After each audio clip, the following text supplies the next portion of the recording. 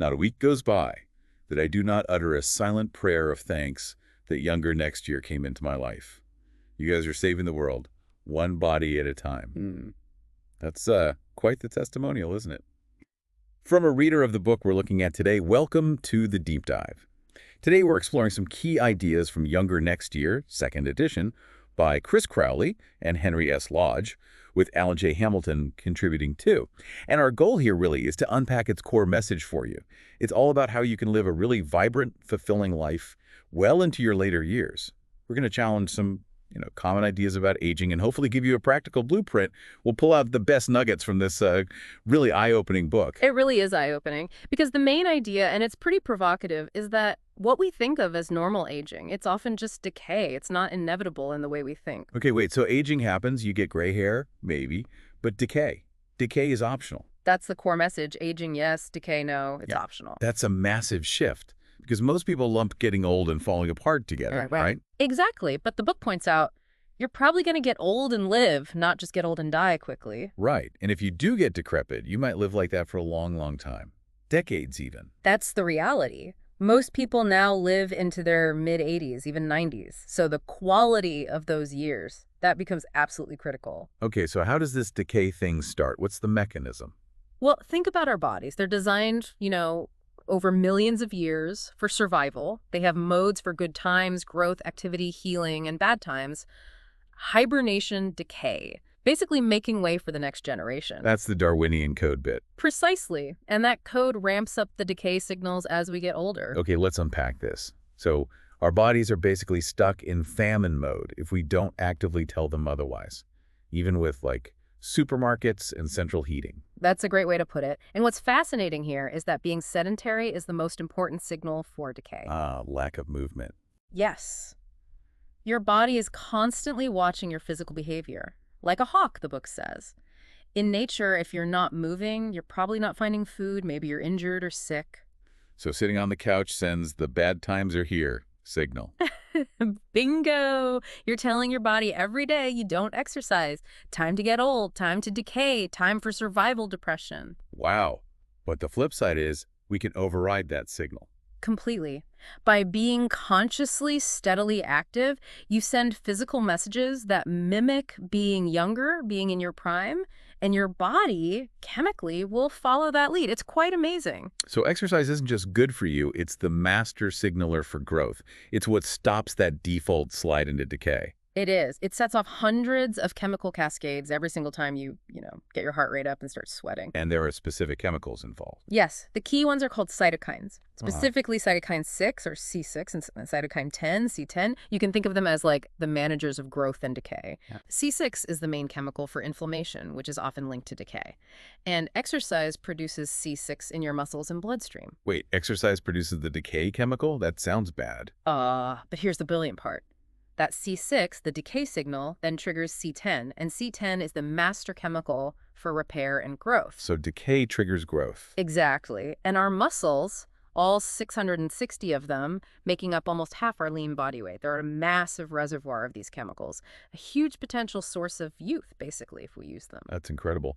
So by exercising, we're literally commanding our body to rebuild itself through this C6, C10 pathway. Our muscles are the fountain of youth, chemically speaking. You got it. It's not just about feeling good. It's literally reversing the chemistry of decay. Okay, so let's get practical. What kind of exercise? Aerobics seems central. Absolutely. Aerobics is foundational. Your heart beats about 4 billion times in your life, doesn't really wear out. What limits us is the circulatory system, the plumbing getting clogged with plaque, basically. So less oxygen getting to the muscles. Right. And the book puts it plainly. Life is an endurance event. Train for it. Makes sense. And there are different ways to do aerobics. Two main modes they emphasize. First is long and slow. This is working at about 60 to 65% of your max heart rate. Which is roughly 220 minus your age. Yeah, that's the standard calculation. The aim here is building that base fitness. You start perhaps with 45 minutes and ideally build up to maybe 2 or 3 hours. This is really the most important part. Building the foundation. And the other mode. That's the hard aerobics, or intervals. Pushing yourself harder, maybe 75 to 90% of your max heart rate for shorter bursts. This is the hunting signal you mentioned. Exactly. It tells your body you need power and speed, It triggers a major metabolic shift, affects muscles, brain, gut, immune system, everything. Makes you faster, more powerful, better at storing energy. Sounds intense. How do you track this? Our monitor is pretty essential, they argue. You know, the chest strap and wristwatch kind of gadget. Right, so you know you're in the right zone.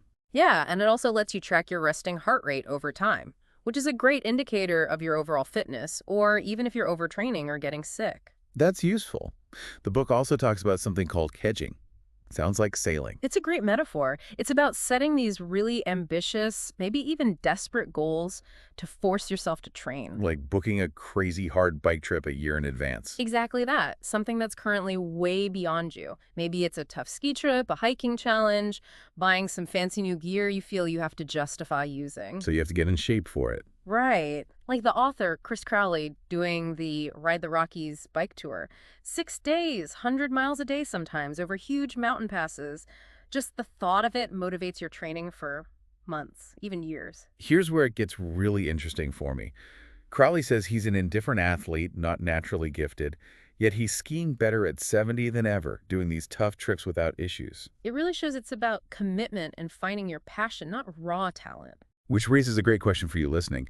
What does your athletic passion look like? What could you kedge towards? Now let's switch gears slightly. Strength training. A lot of people resist this. The book even says lifting weights is stupid, embarrassing, and painful. It acknowledges the resistance, for sure, but the payoff, it's just enormous. Critical, really, for staying functional, staying off what they call the beach of old age. What are the key benefits? Okay, several big ones. Bones. It stops that steady bone loss about 0.5% a year after 40, which leads to being stooped over. Osteoporosis prevention. Exactly. Muscles. It offsets muscle loss, stops you getting that frail look, the dusty drapery of old age, as they vividly put it. And joints. That seems huge for mobility. Crucial. It strengthens tendons, ligaments, helps restore the cushioning in joints, gets rid of pain, and critically prevents falls. Better balance too, right? Definitely. Improves balance, coordination. It strengthens those neural pathways between brain and body. There's even that study mentioned, the nursing home miracle. Yeah, quite remarkable. Even bedridden residents gain significant function with weight training, getting up onto walkers or from walkers to canes. So the message is loud and clear.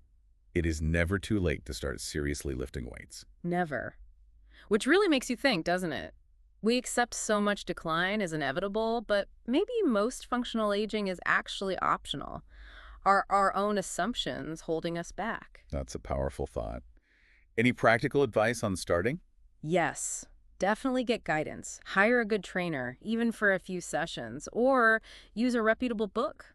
Avoid the fancy gadgets promising easy results. And take it slow. Absolutely. Slow, controlled repetitions. Avoid injury, and watch out for that surge of adrenaline when you start getting stronger. Don't show off and hurt yourself. Good advice. Okay, let's talk fuel, nutrition. The book's message here is pretty freeing, actually. It is. It basically says, never go on a diet again. Forget dieting. So what's the alternative? It's a combination. Steady, vigorous exercise, consciously avoiding the really bad stuff, and just generally eating a bit less of everything. Sounds simple, but maybe not easy. Well, awareness is key. Your metabolism does slow down as you age. A typical 50 or 60-year-old might only need around 1,500 calories to lose weight, maybe 2,000 to maintain. Portion control is important. Very. And tracking things like alcohol, carbs, meat, sugars helps. While thinking of fruits, vegetables, fish as almost free because they're so nutrient-dense and relatively low-calorie, it sends a different signal to your metabolism. The book warns about iron rabbits. What are those? That's their term for refined carbs and sugars. They call them that because they multiply quickly. Eating them often makes you hungrier, making them really hard to resist. Ah, the blood sugar spike and crash cycle. Exactly. For some people, they say abstinence is easier than moderation with that stuff, and fast food gets called gardens of evil. Harsh. Why so bad? Because it's engineered to override your natural I'm full signals, they give the example of a McDonald's meal. Big Mac, fries, Coke, hitting nearly 1,500 calories, almost a whole day's worth for some people. It's like a bait and switch compared to their healthier advertised options. It just sends a massive confusing signal to your body. Okay, what about fats? Good versus bad? Pretty straightforward, really. Unsaturated fats, the kind in olive oil, canola oil, nuts, fatty fish, even wild game, are generally good. They're dominant in nature, burn clean, build strong cells. And saturated fats? Generally unhealthy, they tend to be inflammatory, trigger that C6 decay chemical we talked about, and can even build slightly off-shaped cells. They're strongly linked to heart disease, stroke, cancer, even Alzheimer's. Got it. Any other quick nutrition points? Hydration. Supplements? Yeah, drink more water. Your thirst signal weakens with age, so you have to be more deliberate about it. Multivitamins, fine, probably harmless. But expensive supplements, steroids, anything promising miracle anti-aging. Generally snake oil. No real benefit. So the big picture on nutrition. No quick fixes. It's about sustained, deliberate changes, understanding the chemical signals our food sends. Makes sense. Exactly. Now, let's move beyond just the physical body. The book stresses connection and commitment. Harry's 7th rule, right? Yes, connect and commit. It's about rededicating yourself to family, friends, groups, community. Actively fighting that temptation to narrow your life as you get older, especially in retirement. Why is that narrowing down so dangerous? Because it turns out we're fundamentally wired for connection. Isolation is incredibly damaging, physiologically. Is that where the example of the Russian men comes in? Yes, a really stark illustration.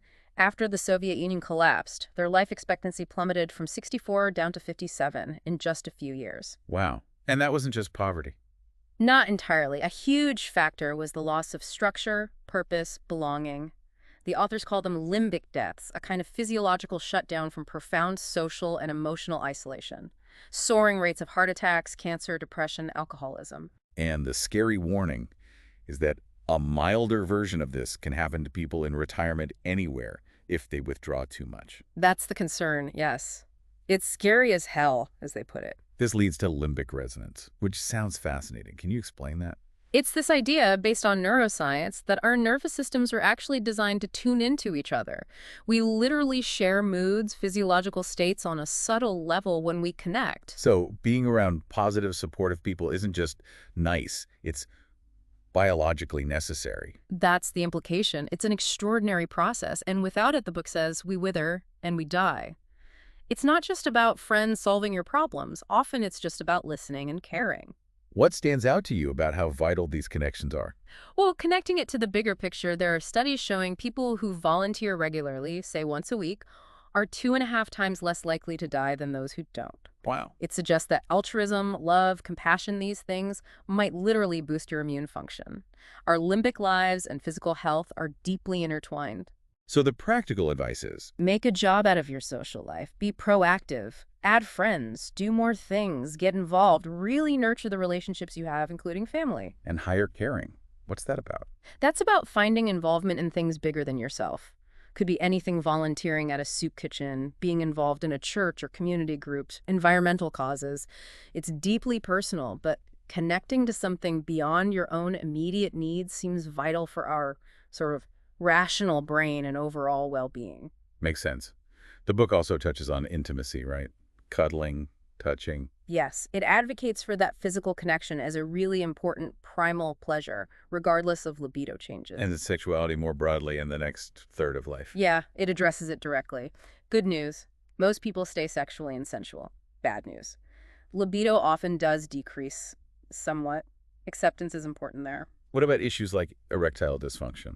It's common, but there's a lot of help available. Firstly, improved circulation from all that aerobic exercise we talked about often makes a big difference. Exercise helps everything. It really does, and if that's not enough, medications like Viagra and similar drugs are usually very effective. Okay, good to know. Let's shift to the thinking brain. Cognitive function. The common wisdom is that decline is inevitable. That's the old dogma, yeah. But the book says recent findings show exciting ways to avoid significant decline. It's not inevitable. And this is where superagers come in. Right. A term from neurologist Marcel Mezelam for older adults who maintain really high cognitive function, defying that expected decay. They do it basically by thinking very hard. So challenging your brain is key. Definitely. But exercise plays a huge role here too. How so? Aerobic exercise actually generates new brain cells, and it increases something called BDNF, brain-derived neurotrophic factor. Oh, okay, what does BDNF do? It's crucial for brain plasticity, the brain's ability to rewire itself, form new connections, adapt. So exercise physically changes your brain for the better. Absolutely. And social connection, using your brain actively, also helps those new brain cells work better. Here's where it gets really interesting. The book makes this analogy. Imagine a pill boosting your functional intelligence by 10% with no side effects. That pill doesn't exist. But serious aerobic exercise works like a charm. It gives you that edge. And it claims you can cut your Alzheimer's risk by maybe 50% just through lifestyle changes. 50%. That's huge. And it's not just genes. It ain't genes, kids, is the direct quote. Lifestyle is incredibly powerful. Amazing. What else impacts the brain? Sleep seems critical. Hugely critical. Yeah. We consolidate memories, learn while we sleep. Plus, lack of sleep is a major stressor, damaging cells. And there's that glymphatic system. That sounds new. It's a relatively recent discovery, yeah. You're During sleep, there's increased flow of cerebrospinal fluid that acts like a dishwasher, flushing out toxins and metabolic waste from the brain. like the stuff linked to Alzheimer's. Beta amyloid. Exactly like beta amyloid. Sleep is literally cleaning your brain. And the impact of losing sleep is significant. Very. They say losing just one night's sleep can impair your cognitive and motor skills as much as having 2 shots of hard liquor. Wow. That's a staggering comparison. It really drives home how vital sleep is. What's the advice for getting good sleep as we age? Well, you might need slightly less sleep, maybe an hour less than when younger, but the quality is paramount. So dark room, regular schedule. Definitely. Go to bed earlier if needed, make the room really dark. Avoid alcohol and caffeine close to bedtime. Naps are good too. Anything else that affects cognition? One important warning. Be aware of iatrogenic injury. That means harm caused by medical examination or treatment. How does that relate? In older adults, a leading cause of confusion, mental slowness, and forgetfulness is often the side effects or inappropriate use of prescribed medications. Something to watch out for. Good point. Okay, rounding things out. The book looks at the whole person. Appearance. Yeah, it touches on it, acknowledges some changes are inevitable, like your face shape might change, but it still advocates for self-care. Like basic grooming. Right. Whiten your teeth, use sunscreen, wear a hat, see a dermatologist, dress neatly, look like you care. But avoid going overboard. Exactly. Avoid the traps of vanity like extreme hair dyeing or plastic surgery that just looks, well, delusional, as they put it. There's a funny anecdote about accepting changes. The chow's tail. Huh. Yes. Basically, accepting that some things, like maybe some loose skin under the chin, are just normal parts of aging and not something to wage war against. Okay. And finally, attitude and courage. Super important. The advice is blunt.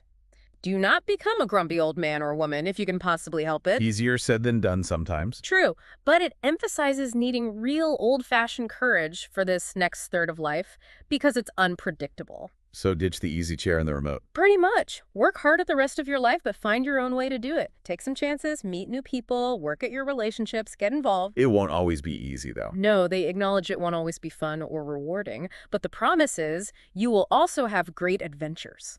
A powerful call to engagement. Lastly, there's a note about the book's legacy. Yes, a poignant dedication to co-author Dr. Harry Lodge, who sadly passed away relatively young, but who lived the principles of the book fully. Alan Hamilton stepped in to help complete this updated edition based on Harry's work. And the core message remains. If anything, it just gets more true and more important over time. Okay, so let's try to wrap this up. If we boil down this deep dive, the key takeaways seem to be consistent exercise, both aerobic and strength, is non-negotiable. It's sending those vital chemical signals. Right.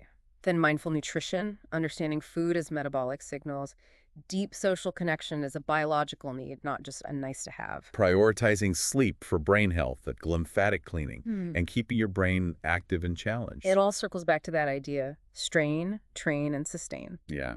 The book ends on a hopeful note, something like, you don't have to spend your later years in idleness and anxiety. Not bad. Not bad at all. And building on that, thinking about taking chances, living courageously, maybe the final thought for you listening is this. The possibilities really are huge. You don't have to wait for life to get easy. You can actually get stronger, more engaged as you go. So what's the next adventure you're ready to kedge into?